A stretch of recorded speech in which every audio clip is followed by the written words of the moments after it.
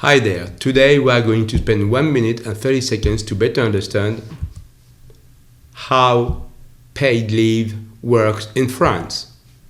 To begin with, first of all, you have the period of accrual, while the paid leave accumulation, extending June -1 through May Y. And you have afterwards, of course, the period of taking vacation, extending 1st of May Y through 31st of May Y +1. Now, the period of accrual. The period of accrual consists particularly in 2.5 business days per calendar month from Monday through Saturday, which means 30 business days off at the end of the accrual period. Practically, it means 5-week vacations. Now, the period of taking vacation extending 1st of May Y through 31st of May Y +1.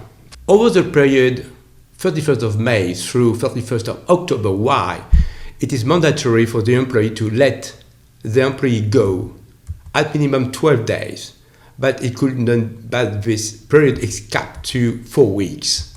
This taking vacation is a matter of individual negotiation, but it can also depend on either the company-wide bargaining agreement or the sector-wide bargaining agreement.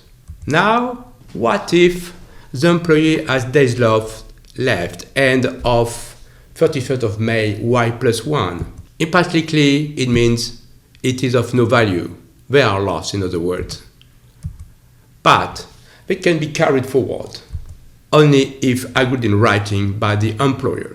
And now, what if the employee quit the company, regardless of the employee being fired or the employee resigning from his job? So the days has been accrued but not taken yet, have to be repaid on the last pay stub. Want to know more about paid leave? Don't hesitate to reach out to us. Looking forward to reading you soon. Bye then.